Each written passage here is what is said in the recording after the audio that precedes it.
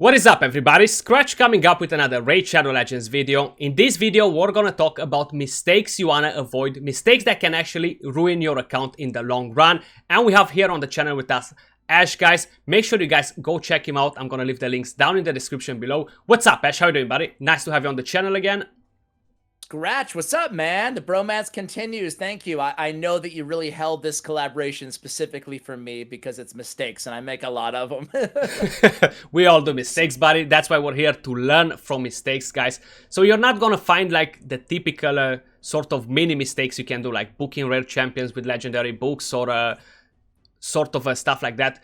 Eating a legendary, yeah. Exactly. We're gonna talk about more in-depth mistakes that you want to avoid, and honestly in the long run it can cost you so much. It can take your account in a very bad direction, you know. So I'm gonna let Ash start with the first mistake here, guys, and let's dive straight into it.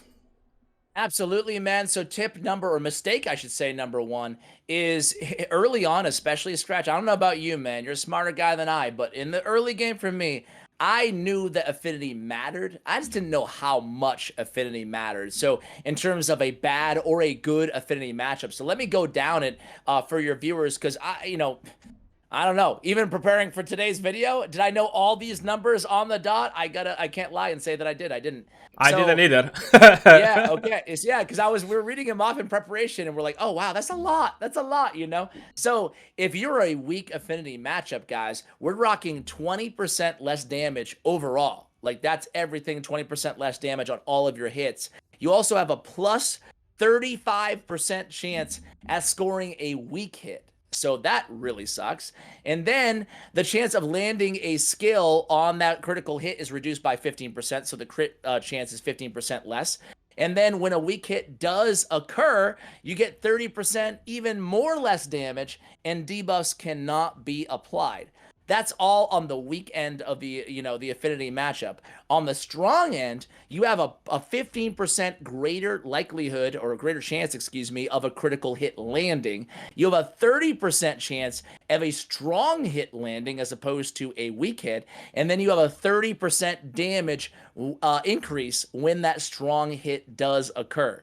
So again, there's a lot of metrics here, 6 or 7 things total that can be affected based on just affinity. So really paying a close attention, and I always focus on at least the debuffers first, you know, like where to start on all this. Having my debuffers like in the mid game, somewhere in the mid game, focus on building a debuffer of each affinity. That way I'm never stuck in a situation where I can't put the most important debuffs on an enemy because of the affinity matchup.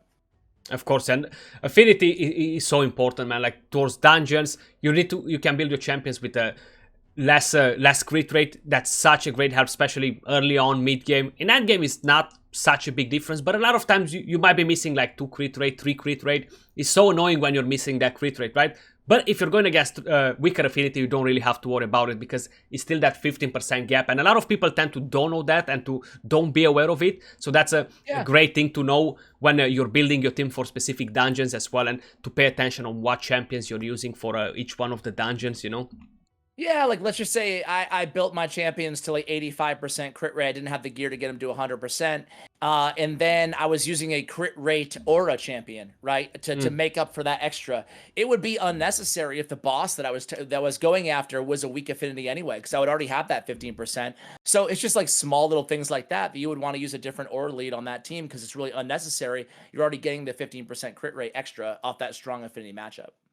Definitely. All right, what do you got for us, Skratch? So it's about positioning of champions. I feel like a lot of people are not aware of it, you know, and it matters everywhere. Dungeons, clan boss, arena, especially for arena and clan boss, is so important to have the right positioning of your champions, right? So when you're looking at a list of champions, you're just gonna see them like, well, it doesn't really look anything different to me, anything interesting. But once you start looking at the lead, you have the leader, which is always going to be prioritized by any other champion that comes afterwards. As a reviver, as a buffer, as a healer that is a single target, is going to prioritize more or less the lead, right? Same with Paragon, is going to place unkillable on your lead, regardless where he is. So you have the lead, which is position number 1. You have 2, 3, 4, 5 if you're going for clan boss, you know. So it's very important to know that counterattack, for example, which probably a lot of you guys are already familiar with it in the end game, but counterattack works in the order of positioning your champions. It's nothing to do with the speed of the champions, the way they take their turn before the counterattack. Same with the ally attack is the same way. So it's very important, for example, when you're using debuffers, like in clan boss, you're using a tag down champion and poisoners that they have it on the A1. It's very important to make sure the champion that lands a tag down gets to go in front of the poisoner, so like that, a tag down stays on top of the debuffs there, you know, rather than to be kicked out of the bar from having too many poisons. I think that's a very important thing for people to know. And with reviving as well, right? A lot of people don't know when you're going towards arena champions, arena teams. I didn't know this one for a while. I didn't know positioning, you know, I don't know. I was probably embarrassing to say how long, but for a while I was like, well, you can change that. You can, you know, you can dictate which champion is revived. So that's really important as well. So it's not only about the lead, guys, that, yeah, I'm going to use this champion because it has a speed lead or it has a defense lead. It matters a lot where you put your reviver. So when you're running 2 revivers, or like this team that I have right here on the screen, right? I have Siphi, I have Warlord, I have Duchess. So I would want to have Siphi to revive Warlord, you know? Duchess is going to revive everyone. So is a lot of important stuff in the positioning as well that you really, really got to pay attention to. Absolutely. Anything to add to this mistake? No, I think it's really important to know that, right? But yeah, I don't think anything to add. You pretty much covered it all there, Skratch. Awesome. What would be the next thing you would want to add here to mistakes? This is a big one. It's something that we could probably talk about for an hour, right? Because there's so many layers to this, but it's really at the, you know, the macro level, the, you know, the 30,000 foot view here is just focusing on too many champions, right? And that's something that I did on my main account. Like in the early days, Skratch, it was bad, dude. Any new shiny object that Plarium put in my attention, I was like, ooh, I want to upgrade that champion. Ooh, look at that epic champion. It's higher rarity. I want to upgrade that epic. And a legendary, forget it. I'd be throwing all my resources into it, regardless of who they were or if I needed them.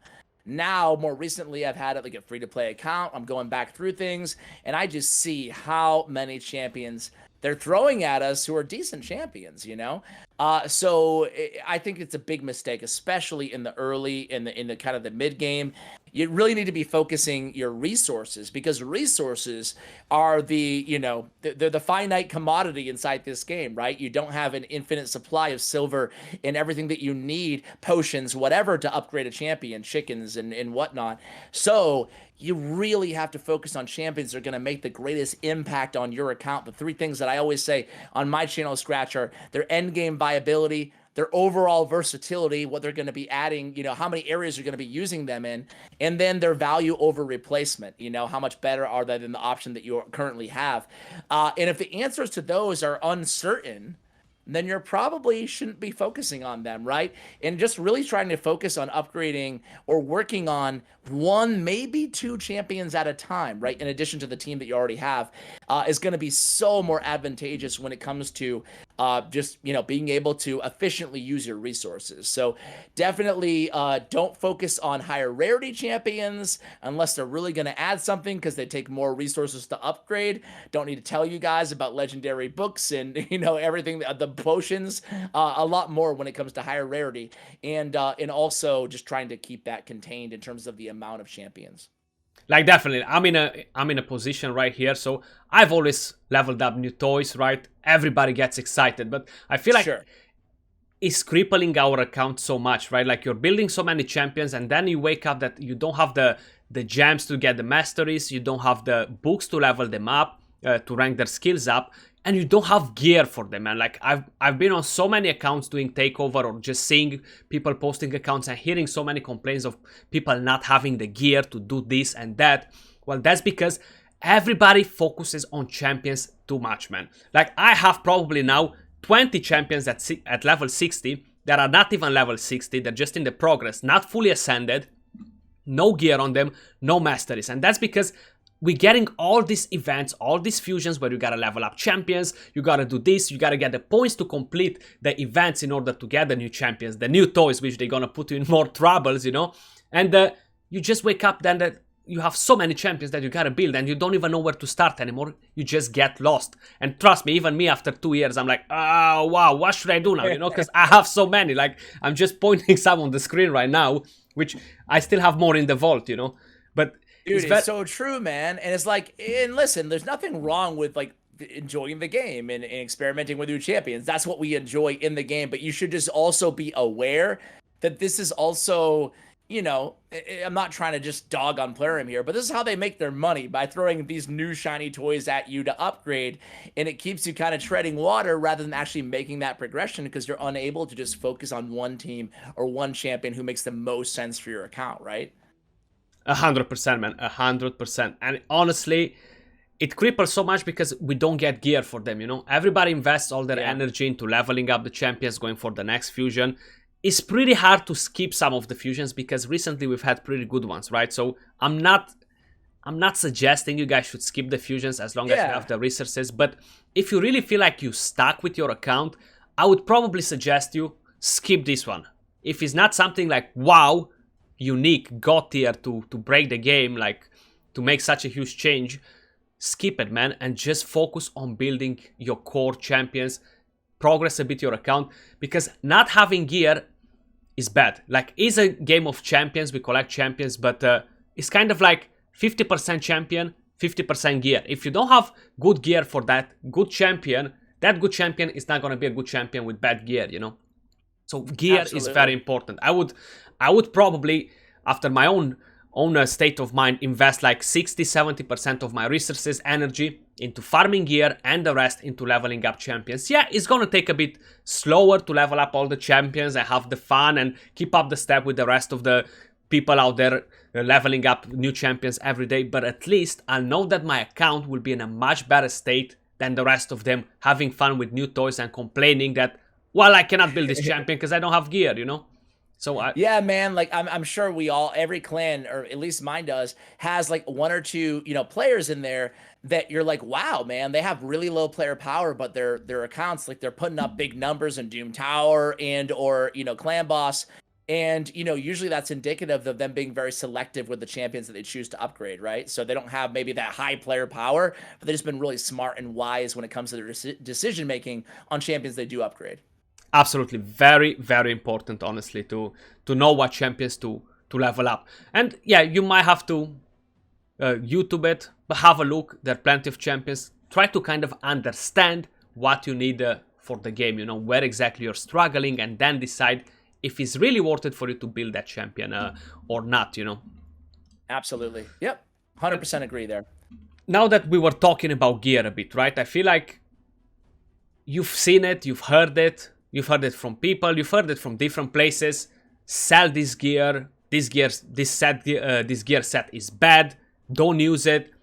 There is no such a thing as a bad gear set. There is no such a thing as a bad flat stat in the end game, because a lot of the flat stats can roll you speed. That's the main idea with the flat stats. So regardless the set, as long as it's an epic, legendary, you need speed, right? Everybody wants to be faster for arena, wants to be just generally faster for content, right? So even if it's a flat chess piece, you can get a triple or a quadruple speed on it, which is not as often, But then you can pair it with a helmet from a different set, even if they're not speed set, but added together, they'll be boosting your speed by so much that you'll be just shocked to see that you can do that without having speed set. So I'll give you an example right now. 380 speed without a speed set, or with one speed set. That's because he has so many good rolls on just random pieces from different sets, And it's important to look at the flats as well. Accuracy chess pieces, resistance chess pieces. They'll be playing such an important role towards the end game, guys. Very, very important to have the right amount of accuracy, resistance, and yeah, those are flats, So a lot of people, they kind of put them in the same bucket with the rest, like flat defense, flat chess piece. They're still working. Like, I'm trying just to find now a flat defense chess piece that I have around here somewhere, leveled up. While you're looking for that too, it just kind of to build on that point as well, is I think that a lot of people, if it's a quote unquote crappy artifact set, they just cast it aside, right? But there, you can get a lot of utility out of these so-called crappy artifact sets, and they had a big buff to a lot of artifact sets, but even sets like Avenging and Retaliation, Regeneration, Reflex now are really actually good in a lot of champions. So don't feel like maybe you're looking at an old tier list or something like that, or one of your clan mates is, talking bad about one of those artifact sets. Almost every set, even Frenzy, can have uses, inside this game. Even Destroy, we thought was trash, and they released a Doom Tower boss that it was perfectly kind of tuned for. And they're going to be coming out with new Doom Tower bosses as well. So, keep that in mind. Definitely. Every single set, it feels like it has some sort of use. So don't get let down by the set, like Frost set or Destroy set. Like, look, Destroy set, I'm just gonna give it a quick example, or this chest piece right here is a flat, which I'm gonna keep. But Destroy set was so bad, right? Like, everybody said, sell Destroy set, why you wanna use Destroy set is such a bad set. But then the Doom Tower came out, right? And guess what? The Scarab King needs a Destroy set to be able to kill it in a decent manner of time. And everybody's like, I don't have any good Destroy gear. What do I do? Because most of us sold it, so definitely keep it. They buffed some of the sets as well, so it's not bad to have some of the sets. Just overall, keep the gear. I find it like it's really, really important, I totally agree. Next thing, Ash, if you want to add another thing as well. Yeah, man, I got one more. It's a real small one, but it's actually something that I put up a YouTube community tab poll on, and it's I know which one. About it was all about glyphs, right? And first of all, I think that farming faction wars is smart even in the early game, right? Because even these 1-star glyphs, man, I don't know about you, Skratch, but I use all my glyphs, man. I have never sold one glyph, period, at all. And I think that selling glyphs is a mistake, because even crappy 1-star, 2-star glyphs, I'll still use them on champions who maybe it's like their 3rd stat that I care about, their 5th stat that I care about, right? Like a defense-based champion who doesn't need accuracy. Well, I'll still maybe go in there and upgrade. Okay, maybe that's a bad example. I'm thinking of myself. But I guess the point is, let's say it's a nuker for the arena. That's a better example. A nuker for the arena, and I don't really care much about their defense or their HP. I'll still go in there and use 1-star glyphs or resistance. Maybe it's not even on a high resistance team. Any champion can use a 1-star, 2-star, 3-star resistance glyph, right? Because it's just going to help you. It can't hurt you. So, saving up those crappy glyphs, never sell them. You can always use them on artifacts, even if it's not the main stat, the substat that you're looking to upgrade. Absolutely. Like, I haven't sold a glyph in my life. I had no idea that you can till I saw your community poll on YouTube, right? That's when I found out. One out of every 5 people have sold glyphs on my one out of every 5 of my viewers. So 80% did not sell glyphs. Like, I had no clue that you can actually do it, right? So yeah, 1%, 2%, 12, 10%, whatever the glyph gives you, a 10, sorry, rather than 10%, it helps your champion. Early on, mid game, late game, whatever, guys, glyphs are so important. You guys have no idea what a huge difference they make. Like, a lot of times you see my champions and you're like, Skratch, that build is insane. We cannot get such sort of stats.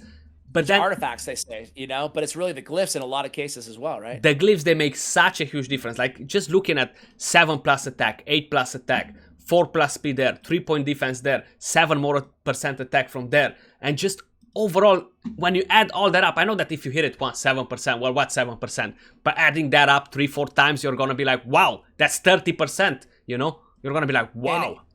And I'm sure you've done this too, and if your viewers are skeptical on this, which I'm sure they're probably not, but if they are, just do it one time. Like, upgrade a champion, put all their artifacts level 16 on them, but don't touch any glyphs. And then look at all their stats, and then glyph out every stat, even if it's not great glyphs, even if it's, again, 1, 2, 3-star glyphs, and then notice the difference, man. It really adds up. So don't sell them. 100%. Like, I know faction wars are quite hard to do, right? Not everybody can beat every single stage, but you can do some stages early on. Stage 1, stage anybody 2, can do. Just go for it. Any champion, pretty much. Yeah, 100%. Yeah. So even on my free to play, where sometimes I don't even have, I'll have like a couple 4-star champions. That's it, I'll still use those champions in specific faction crypts because, again, I can pick up a 2 or 3-star glyph and I'll take it. It's easy enough to farm up to stage 5 or whatever of most faction keeps. 100%, dude. 100%. So I think those are my biggest mistakes that I have made personally. Yeah, we've all been there, honestly. We've all been there. Now, the next thing I would want to talk about, and probably will be the last, guys, is very important as well because a lot of you guys are kind of focusing towards the wrong tree in a way or another.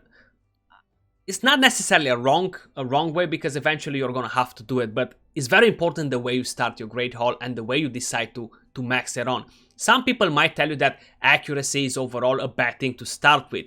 Well, if you take in consideration 80 accuracy plus 25%, it's much easier for you to get that 25% from gear stats than getting 80 accuracy on your champion. So overall, I can't really do the math right now, but overall, is a much better value to level up your accuracy first, you know. I would say resistance because it's the same thing, but I definitely suggest you to go with accuracy first. It's going to make it much easier for you to be able to build your champions, you know. And I'm just looking at my medals now. I have 22,222. Like, what's that chance to happen? 2. There you go, man. There you go. Yeah, but absolutely, I agree with you that one accuracy is the way to go because unlike artifacts, when you go for the flat stat on Great Hall, it makes a bigger impact overall. And to your point, you know, either running an accuracy lead on your team, especially if you're struggling to get that accuracy, and or kind of parlaying that with the strategy of prioritizing accuracy in your Great Hall can make really a profound difference on your account because sometimes players will hit progression like kind of plateaus in the game, right, Skratch? And they can't put their finger on why they're losing. So I feel like they default to my artifacts aren't good enough or whatever. Whereas it could be something as simple as your debuffs aren't landing and you don't even realize it, you know? So definitely prioritizing accuracy. And I would say, you know, everybody kind of has different opinions on Great Hall, but I would say saving attack till last is pretty much also a no-brainer, just as much as going accuracy first. Do you agree or disagree there? So I've kind of prioritized it like this. I want full accuracy on every single one of them. Then I prioritized resistance. And the reason for it is because I do like arena. And it's not just arena now. We have the Doom Tower. Having resistance is absolutely so important to have it on your champions, you know. And then I think I went crit damage. Or I've done crit damage with resistance in between playing around, depending by the affinity I wanted to max for my specific champions. And then once I've done those three, I went personally for attack. But that was mainly, again, for arena. If you want to focus more towards tankiness on your champions, I would go defense. And probably, personally, I might leave HP for the last one, you know? Or okay. The only reason I said it, and I totally makes sense. If you're focusing on the arena, then of course go attack. But I think that for players just focus mainly on progression, like PvE content, I think that the reason I said attack last is just very simple. Is because it affects the least amount of champions, right? Because even attackers in PvE content can rely on defense, or can be benefit, I should say, by defense and HP, right? 100%. Whereas, you know, there's a lot of champions in the game who do damage based on defense, and attack means absolutely nothing to them. So just in terms of, I guess, the overall utility of the upgrade, that's why I said leave attack till last. But you're right. If you just want to optimize one specific area of the game where you're like really passionate about, that can change. And you can always look around like at your roster, you know, and be like, well, I have 20 void champions. I have 5 force ones. I think I'm gonna start pushing more towards the void affinity, right? On more of the stats, you know, or take all of them to level 7 and then prioritize after you've done your accuracy, of course, to level 10, prioritize them to level 7 and then pick from here and there. I'm gonna max this to 10 from that affinity, the other one from that affinity. That's not a bad way to go towards it either, you know? Absolutely, yeah. For me, I think I went accuracy first. And then I think I actually went defense because I was focused on clan boss at the time. But I agree with you. Like my top 4 are as well, and I think we kind of agree here is, well, I guess with attack being the caveat, right? Is some order of accuracy first, resistance, defense, crit damage are like right there, right? You can make a strong case for either of those. And I think crit damage is really huge in terms of overall, you know, increasing obviously the damage, the output of your champions. And it does benefit, unlike attack 2, it benefits everybody. So crit damage is another really good one to have. But yeah, Great Hall, super important. No matter how you upgrade it, it's really important. It is, man. It's definitely not recommended to avoid doing arena, guys. Even if it's in bronze, silver, whatever you guys are in arena, try to push for it, especially now that the arena got easier, right? That's gonna change. Like, it's clearly been confirmed by them that it's not intended to stay like this. Push everything that you got for that Great Hall, guys. As much as you can, farm it now, because it's gonna become harder later on, in gold especially. So definitely a thing to keep in mind, you know. 100%, man, 100%. Grind in that arena. I am almost done. I have a couple more on attack actually to go. And then Oh, nice. That's awesome. That's awesome. Definitely. Yeah, I imagine you're complete. I can't see your screen, so. I am complete, and I haven't rushed into it, honestly, like other people. Like, yeah. I haven't completed like 1 year ago, you know, because I felt like once I'm gonna do that, what am I gonna do with them? That's what dude, that's why I dragged my feet. Like, I had everything except for attack done for a while now, but now it's just like I'm kind of chilling with arena because I don't want it to be done. You know, exactly. Like, well, then what am I gonna do? So yeah. Hopefully they'll do something with the rest. But yeah, guys, easy on that request. Everybody's gonna be like, no, we don't want more levels. No more levels. I think they're gonna do some cosmeticals from what I understand. Oh, I would take some cosmetics. That would be cool. Yeah, absolutely. I think it would be nice just to for whoever finished it. You know, it's not gonna break the game for anyone else. So I think it's gonna be a good thing. But guys, that was all for this video. Ash, thanks a lot for being here, sharing your thoughts as well, guys. Hopefully you learned something new. Do let us know in the comments down below what's like the biggest mistake you've done. We are curious to know as well, to see how many of us guys were actually doing the same mistakes, right? That's a good thing to be aware of. Make sure you guys go check out Ash. I will be leaving his links in the description down below. Drop that subscribe. Check out his channel, guys. Appreciate all of you guys watching, and I'll see you all soon on another video. Till then, peace out.